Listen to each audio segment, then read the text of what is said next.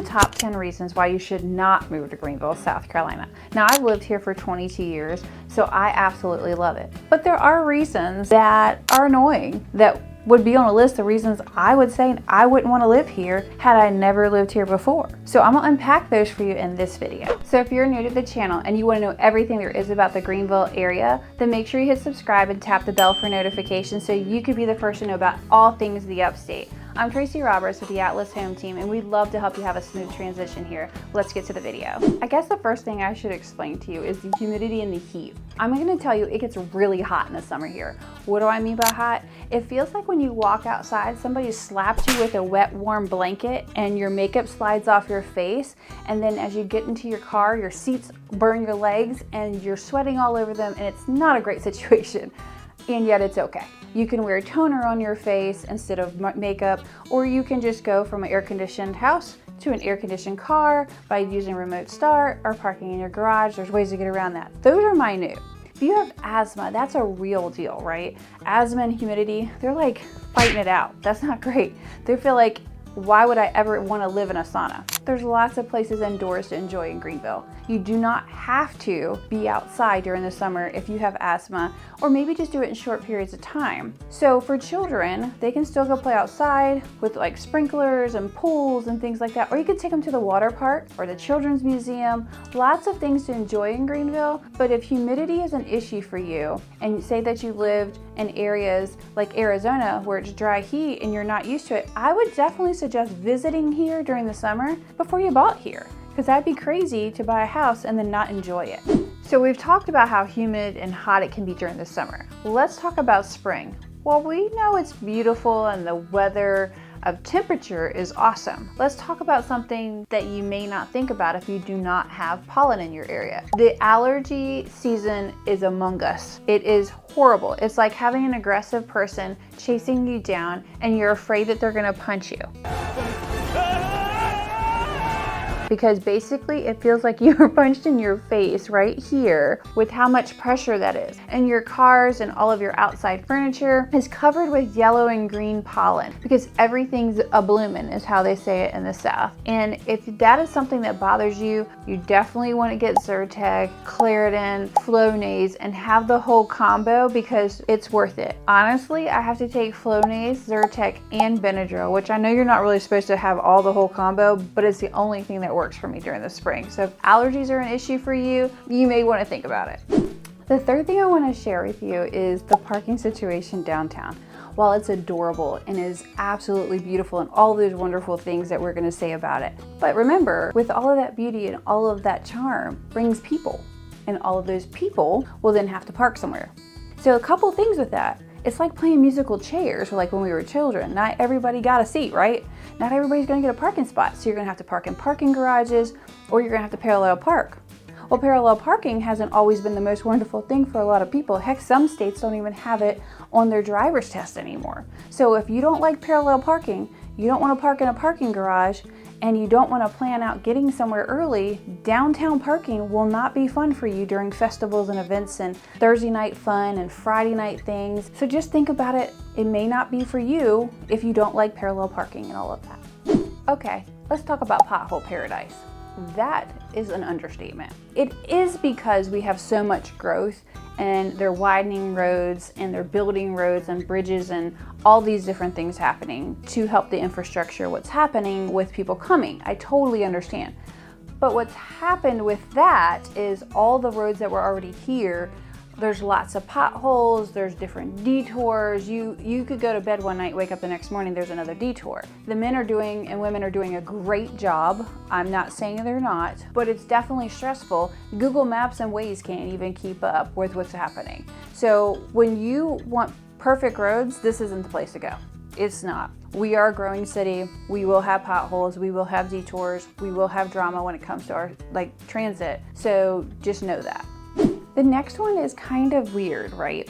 So the rising cost of living. It is a con for some people and a pro for some people. So let me explain. The rising cost of living means that our price of our houses are going up, as well as the property taxes and the taxes on our cars and things like that, including rent has gone up. And so and everybody's moving here, that's made the cost of living go up. That may be challenging, especially for people who already live here and they're thinking about moving across town. But because everybody's moved here, because it's not a secret anymore about this little like town of charm. And when you move here, if you've lived here for a few years and you want to move across town and your cost of living goes up, you may not like that. Here's where it becomes a pro for you though. If you decide that you're moving here and this is going to be your forever home, or you're okay with every 3 to 5 years moving and taking the wealth that you build over the next 3 years into your home and putting it into your next home, because the market you buy in is the market you sell in, then you're in a great situation. But if you don't want rising cost of living and things like that, this may not be the best place for you, because we are booming, we are growing. Okay, let's talk about mass transit, or the lack thereof. We do not have an ample amount of buses or anything like that. We do have some, there are some bus stops. You will need a car or to have rideshare systems if you don't have a car, for you to use the rideshare app of Uber or Lyft or other ones I'm sure that have been existed. I just don't know about because I'm old. There's a trolley downtown for just like downtown stuff. It is trying really hard in our area to grow and build through the infrastructure with people moving here. It's kind of like though as slow as trying to drink sweet tea on the front porch on a hot summer southern day. It's going at its own little pace, and I figure they think that there's plenty of other things to handle in the city than creating mass transit. We will not have a subway, we do not have tunnels, we don't have any of that. So you will need a car or to ride in a car, unless you figure out something to live on the bus trail, which is going to be very hard to do. It's just not going to be a mass transit city for you. So let's talk travel. If you are wanting to jet off to Paris or London or places that are far, far away, this will not be your hub airport. You will not have direct flights. We have some direct flights, and while we are a growing area and our airport is growing, it is an amazing little airport. When I say little, comparison to Atlanta and Charlotte and Detroit, it is little, but it has grown and doubled its size, and we have major airlines in our airport, so it's not like it used to be. But I do want to make sure you understand you'll have a direct flight to Detroit, maybe to New York, Atlanta, Charlotte, Dallas. So you'll have those direct flights, but you're not getting a direct flight to Paris. So if you wanted to go have a crepe at the Eiffel Tower at 5 o'clock today, you're probably not going to be able to do that because you're going to have a layover maybe in New York or Charlotte. But here's the good thing. You can drive an hour and a half to Charlotte and fly out of Charlotte to get to London, no problem on a nonstop. Or you can just have a layover. I personally love Delta, and the Delta lounges are great. I'm sure all other lounges are great too, but if you have a layover, just go to the Delta lounge or go have a sandwich or something at the airport you're in. I personally am okay with having layovers because I prefer to have a smaller airport. You do not have to wait 2 and 3 hours at the airport here. Maybe 45 minutes if you don't have Clear or the TSA pre-check. It is a very simple airport to get through. I get there maybe 45 minutes, an hour before my flights, and I travel often. I'm a Diamond member, so that means you travel a lot. I have no complaints. They've never lost a bag, which is knock on wood somewhere. It's really a great little airport, but if you want to have most of your flights nonstop, this will not be the best place for you. You're gonna need Atlanta, Charlotte, and all the things that come with that. If you're looking for nightlife where it's got loud music and they're up until 2 and there's an after party, this isn't the city for that. We do have nightlife. We do have bars and restaurants that stay open till 12, 2 o'clock in the morning. The rooftop even, like gorgeous. There's sip and sit places. It's a big foodie city. It's a big wine city. There are clubs though, and yet these clubs aren't like the typical like Nashville or Charlotte or Orlando club. We've talked about this in other videos before, that's not what this city is. This city is a very cultural city and enjoys spending time with each other, having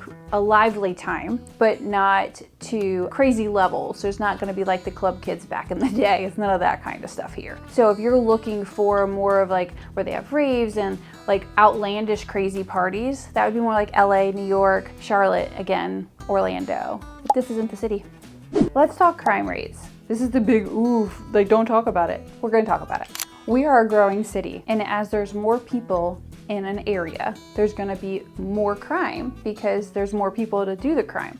It is not Gotham City where there's craziness happening every single minute of every single day and we've got to put a signal out for Batman to save us. It's not crazy. I will tell you that if it concerns you, the best thing to do is to look up the crime stats in the area that you're thinking about moving, and we can easily get you that link. I will tell you that we've also lived here 22 years, like I was saying earlier, and it's a really great area.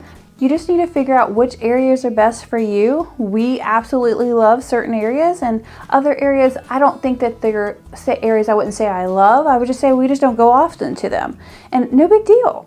One thing that most people don't realize until after they've moved here is the way that there aren't really city ordinances or county ordinances around what you build next to something. Unless you're in a neighborhood with an HOA or say covenants that prevents you from having a certain type of home in that neighborhood, you still could, even in that neighborhood, right beside it, have a barn dough, a modular home, a mobile home. You could have that had been zoned for commercial. There is not strict laws on any of this. So you could be on one given road and you could have a business, you could have a mobile home, and then you could have a $2 million home on a larger lot with a gate in the front of it. It's very unique here. It was very shocking when I got here after I started to figure out things like where I wanted to live and where I wanted to raise my children. You have to understand, to have the school system with vastly different incomes to be able to provide for all children, you need to have all children to be able to be in those schools. So making it to where certain areas only have certain types of homes will make it to the children that need to be around each other, because all children should be around each other. But you can have your opinion, I can have my opinion, but all children should be around each other, that they can help each other thrive. And this program that our area has, where they don't get involved in that a lot, I think has a lot to do with the continued success of our culture of our city, that we are a melting pot of people that love each other and want to help each other. And that's why that there isn't a lot of ordinance around what could be built other than in a neighborhood that has an HOA. Or if it doesn't have an HOA, when the neighborhood was originally built out, the covenants and restrictions are still with the deeds that prevent that. If all of that didn't scare you and you love the thoughts of moving to Greenville, Anderson, or Spartanburg, make sure you reach out to me, Tracy Roberts with the Atlas Home Team. All of my information is below, and I look forward to talking with you soon.